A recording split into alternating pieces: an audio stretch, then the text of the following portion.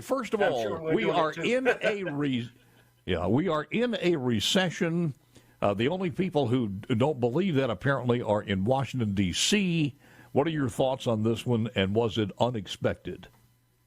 Well, I think we are in the beginnings of one. The data will start converging to tell us that is.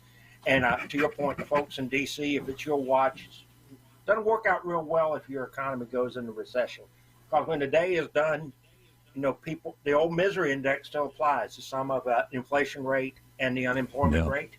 And both are high. And as we saw in 1980, Jimmy Carter got a career change because of this. Well, I got to tell you this, though, Jim. When you start looking at what happened just yesterday or this week in Washington, D.C., and yesterday we had Senator Hyde-Smith on, she voted against a couple of bills of the CHIPS bill, which was $52 billion, and it had a lot. I went back and looked. It did have a lot of other stuff in it. This other one is just as larger, and it's got climate change and everything else. And they have the audacity to stand up there and say, this is going to help us out of the recession. You're an economist. Tell me how that works. Well, last time I checked, tax increases don't help you out of a recession. And I think the real way to kind of think about this is all roads for this lead back to the Fed. And when you had a bunch of money sloshing around for the last 2 years, and it doesn't end well. As I think as we've talked before, you only have to believe Milton Friedman a little bit to know we got a problem. Yeah, but if you want to get out of this, you do what Ronald Reagan, you do. Well, go back to, first of all, when you pick up a hot iron, you don't pick it up again and burn yourself for the second time. You understand that. We have the last recession was the capable of learning. Yeah. Oh, the last recession was tagged the Obama-Biden recession. The Obama-Biden recession. So we bring this guy in, and the next recession is the Biden recession. I want you to hear a little bit of, a little bit. You may want to comment on some of this, and I'll stop it here. But a little bit of what he said yesterday. We'll hear directly about the outlook for their businesses and the economy from their perspective, and how we transition from a historic economic recovery to a stable, steady growth and lower inflation, without letting go of all the historic gains we made over the last 18 months. Okay, I got to say something here because I use this analogy. Sure. We were shut down. The company, and I use the football analogy. When you shut down the NFL, you go back and you look at the statistical data. You got no income. You got no attendees. There's nobody in the stands. So the guy comes in and says he's going to solve this, and all of a sudden he brings back 50% of the people, and he calls that a 100% gain, and he's touting himself on the figures of the shutdown. And that's exactly what this guy has done Before we get started, I want to say two things about the GDP report we received this morning. First, it's important to start with what we know before this morning's report. Our job market remains historically strong. Our economy created more than 9 million jobs since I came to office. Our economy created more than 1 million jobs in the second quarter. Okay, so that's what I'm talking about. Those jobs are from a country that was shut down. Yeah, and I think the way you're thinking about it is certainly your starting point is a bad comparison. But I think the way to look at it is, when shut down is a good way to think about it. In 2020, we basically shut down the world and we threw a whole bunch of money at the problem. Maybe it was the right thing, but when that day ended, you needed to go the other way. And I think what, particularly the Fed and to the lesser extent everything else, is you were solving the problem of 2020, and then the world changed on you sometime in 2021, and you were still fighting the last war. And I think the all roads lead back to the Fed, and let's remember Congress spent $6 trillion that you didn't have. And then I guess, as you know, I like Milton Friedman. Biden one time made a comment that says Milton Friedman's not running the show anymore.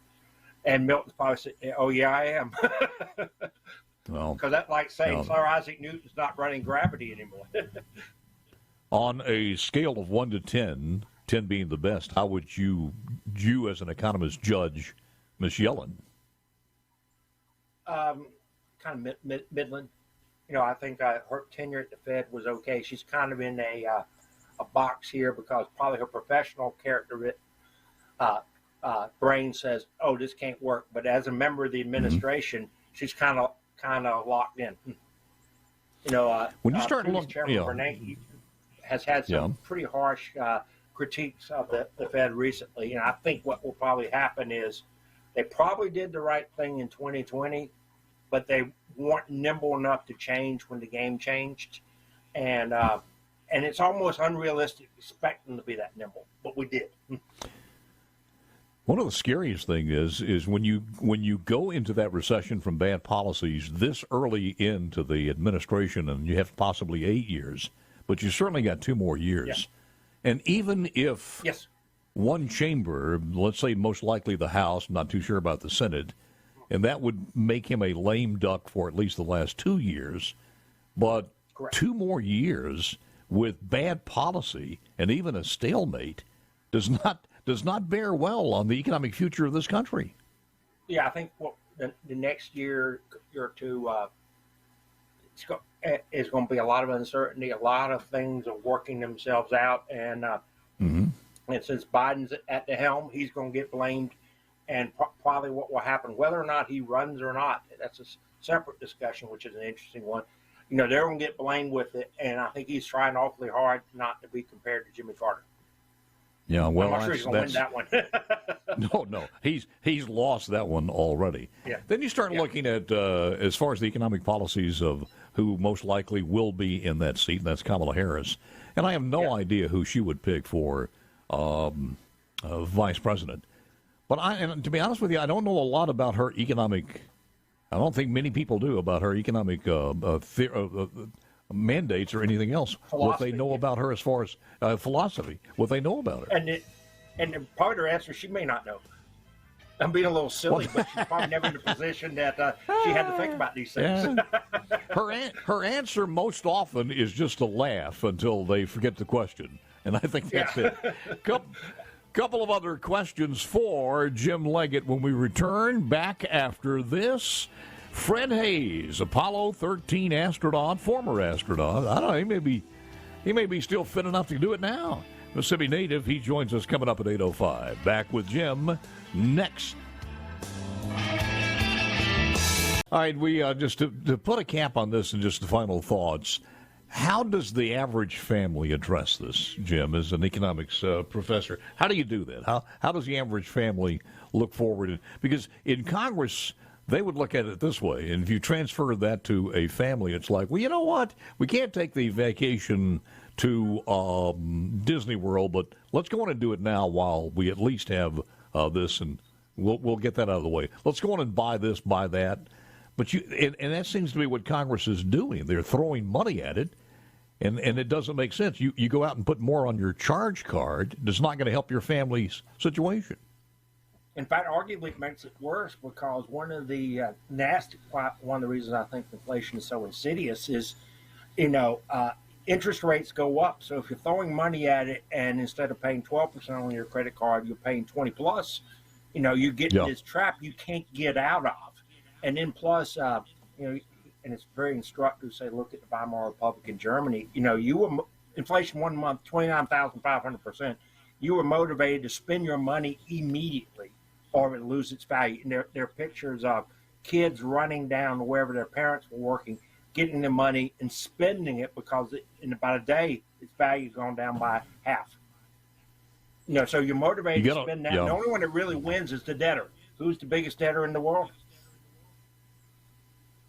Uncle Sam. The United States of America. Yeah, absolutely, and getting more so every single day. Yeah. So your final thoughts, sir, before we go. Well, I was going to say to that point, one day Yellen's going to get that phone call from her counterpart in China and say, we have a problem, Secretary. But I think to your point, your final thoughts is I think it's going to be a rocky road for next year and a half or so, give or take. And whatever's happening right now will shape whatever we'll talk about in 2024. I agree with you 100%. Jim. Go ahead. And then if it's ugly, then the Democrats will get booted out, and the Republicans' challenge is to can they create? You're not going to create Reagan, but can you create that same spirit? And the first party to figure out how to do that wins. Well, I think the template is there because regardless of what you think about the man himself, Donald Trump, those private sector decisions that he made if you take the personality away, were things that were very, very sound, regardless of who they came from. So we have the playing field there, the game plan. Just got to use it. Jim, always good talking to you, sir. Appreciate it. We have a game plan. We may or may not have the will to use it.